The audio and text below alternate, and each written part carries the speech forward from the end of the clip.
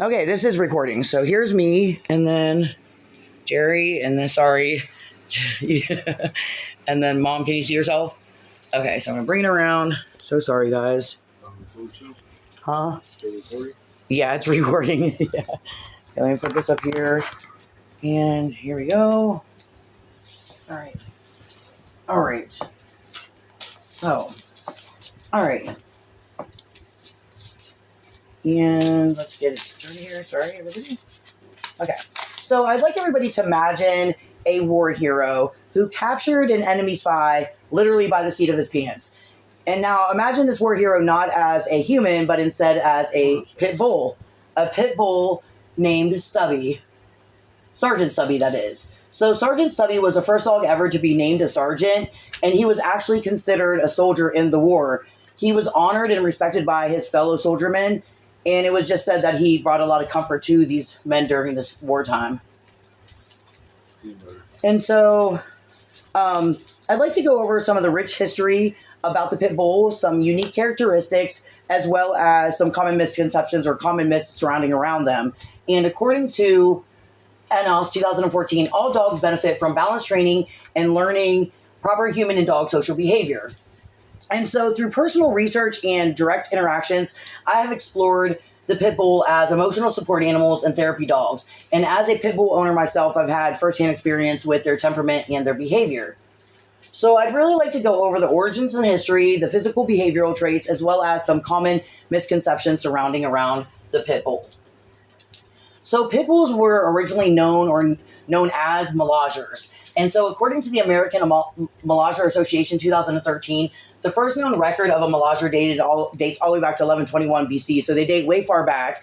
In the Malasi ancient Greek tribe, they basically would use them as guards, and they implemented them in the war. And they're really the ones that set the foundation for what we know today as the pit bull. And so once they integrated into the United Kingdom and into the British in the 19th century, the use of them, or what they were used for, actually changed up a bit. They started using them for forms of entertainment. And one of those forms of entertainment was called ratting. And what they would do is they would take the pit bull and put them in a pitted area with a whole bunch of rats, and whichever dog killed the most rats would be the winner. And they also would do something called bull baiting, where they would actually just have the dog fight the bull. And this is really where we get the root or the word pit bull from. And so now that we went over some of the origin and the history of the pit bull, let's move on to some physical and behavioral traits. So if you have never owned a pit bull yourself, or you don't know much about them, you may not realize or know that their ears are actually, you may think that their ears are naturally cropped, or their ears are pointed like they are at the top here in this slide. And that's actually not the case. It's the owner that takes the dog to go get their ears cut, which is called ear cropping. And a lot of pit bull owners will argue that this helps cut down on their ear infections, or if they were to get into a dog fight, that it will help protect their ear. Or some will just be honest and say that they like the intimidating look that it gives. However, according to the RSPCA 2024, ear cropping provides no health benefits for dogs and can instead harm their health, behavior, and overall welfare. It actually can cause them to be more aggressive and have a lot of anxiety around other people and other dogs. So moving on to their shapes and sizes, pit bulls can come in every shape and size. They can be short and stocky, big and large, like this fellow over here. They can be brown, black, gray, white, all kinds of different colors. And they can weigh anywhere from 20 pounds to up to 70 and up. And I included some pictures in here in this slide to show what their ears look like naturally without their ears cropped. Moving on to some behavioral traits. According to the Service Dog Certifications 2024, pit bulls make excellent therapy dogs due to their desire to want to please. So they have been known to be awesome with helping people with missing children, lost dementia patients, as well as my own personal experience as emotional support animals. And this is really just due to the core fact that they love to please their owner and feel valued.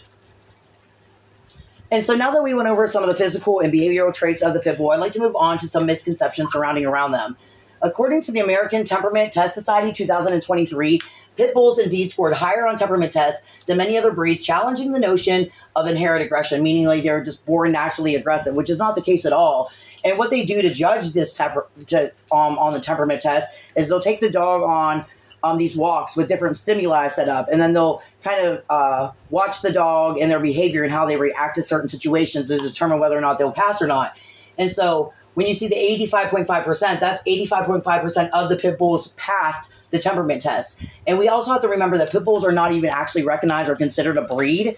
So it's just, it's actually the real, like, different breeds that are fall under the category for the pit bull. And out of all of those, 85.5% passed. Versus, and compared to dogs, just general dogs, which could be a Pomeranian to a Golden Retriever, only 77% of those dogs passed. So it just shows right here that their temperament is not like they, that they're labeled to be. I also thought it was really awesome or important to point out, shall I say it that way, is that pit bulls scored higher compared to Golden Retrievers. And I believe that we've all been conditioned to believe like Golden Retrievers are the family dog, the nice dogs, and then pit bulls are not family dogs, they're aggressive. But this right here just shows that that's not always actually the case. And so moving on to another misconception is that they have lockjaw.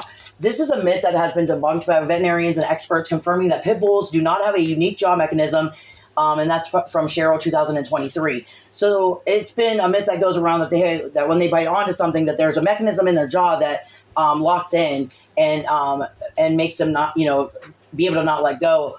And that's actually not the case. That's been debunked a long time ago. And I thought it was really interesting too that pit bulls are not even in the top 10%, or not the top 10%, but the top 10 of dog breeds with the strongest bite force. So I thought that was interesting.